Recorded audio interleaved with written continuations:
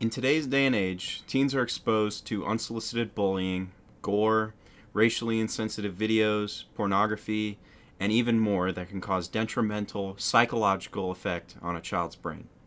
I'm here to discuss teenagers and restricting social media access until they are at a mature age. Most people can agree that around 16 is once a child starts to mature. It's been mentioned thousands of times, with terms even being coined for excessive social media usage, such as brain rot. As someone who feels they have been personally affected by their social media usage as a child, this is a topic that's very, very important to me.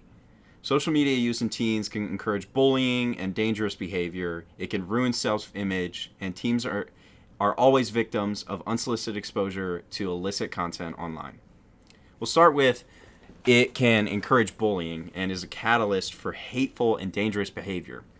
So, teens and adolescents are encouraged to take a lot of risks because of the content shared online. In an article written by Helen Pearson titled "Do Smartphones and Social Media Really Harm Teens?" she states, "For some, social media can lead to a devastating consequence. In September 2022, for instance, a London coroner's inquest found that 14-year-old Molly Russell died from an act of self-harm while suffering from depression and the negative effects of online content. The inquest heard that Russell had viewed content about self-harm and suicide on the platform Instagram and Pinterest before she took her own life in November of 2017. This just shows that, kids are very they're not developed yet. They are undeveloped minds that need to be taught these things at a mature age and can't be exposed to stuff like self-harm at such a young age because of their rashness and their ability to just to not think about things and to just do things. Another article titled "Longitudinal Risk Factors for Cyberbullying in Adolescence" by Fabio Sica states another form of antisocial behavior found to be associated with cyberbullying is rule-breaking behavior. Ybarra and Mitchell, which was the source that he quoted, found that cyberbullies displayed increased rule-breaking behaviors such as damaging property, consumption of alcohol and cigarettes underage, thus pointing to the need to elucidate the longitudinal role of this potential risk factor. So, kids who are online are seeing these things get used, and it kind of sparks their interests and makes them want to try alcohol, makes them want to try cigarettes. They see it in film and media, but mostly through their online media sources that they go through. With ease of access to other online resources, cyberbullying is incredibly common. The article "Cyberbullying on Social Networking Sites: The Crime, Opportunity, and Affordance Perspective," written by Tommy K.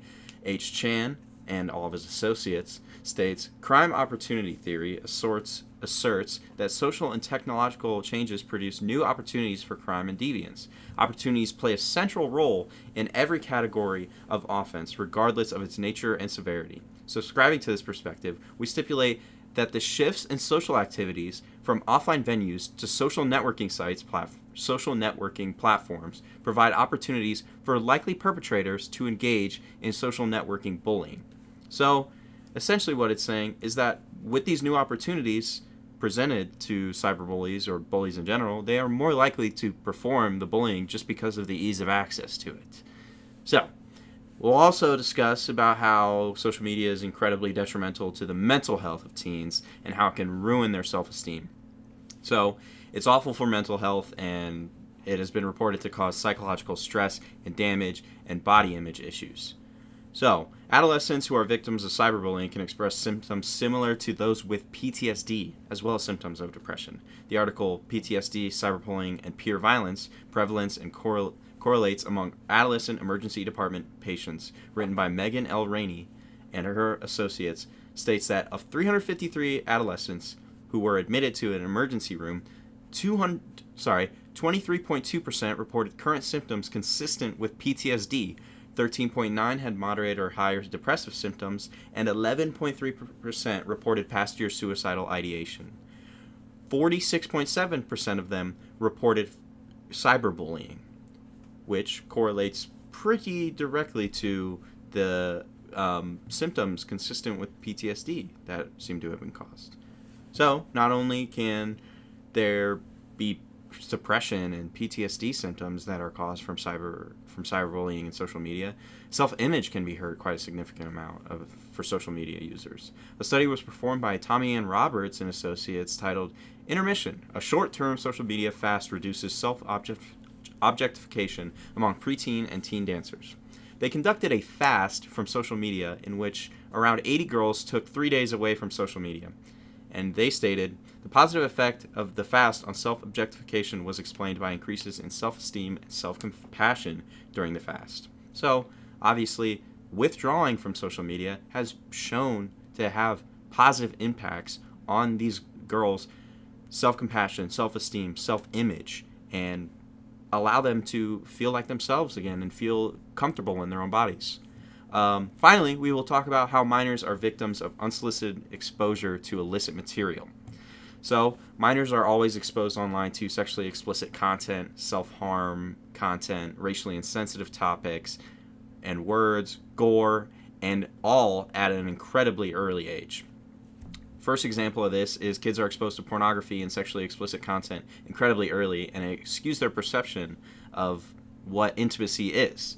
In an article written by Gabriella Coca and Jocelyn Wickel titled What Happens When Children Are Exposed to Pornography, they discuss the effects of sexually explicit material on adolescents and their brain. The article states, with technology and the internet as a crucial and necessary part of life, pornography has never been more easily accessible to children. 93% of boys and 63% of girls reported being exposed to internet pornography before the age of 18, and with the average age of first exposure being 12 years old. Think about your 12-year-old seeing sexually explicit content online. That's scary.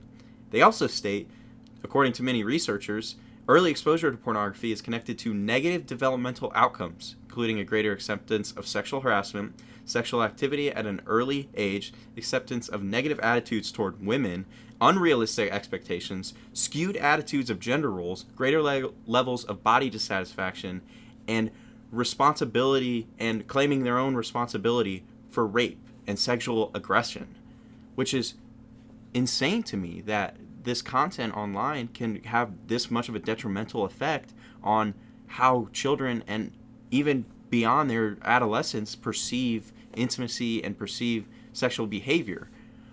Kids are also exposed to extensive amounts of violence and sometimes gore, which can cause trauma and stress. Another article written by Mary Lehner and colleagues titled Mental and Emotional Health of Children Exposed to News Media of Threats and Acts of Terrorism, the Cumulative and Pervasive Effects states, media access brings worldwide events very close to children and often in a very crude way, through the news, internet, or social media. It can involve intrusive, unedited images portraying extreme acts of violence that can be very intense.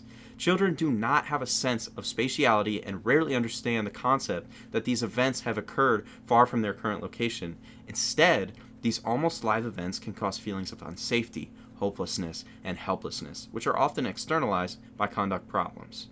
So, as you can see, children who are affected by these violent actions, they externalize them and they show that they've been affected by them in how they behave and how their mental health reacts.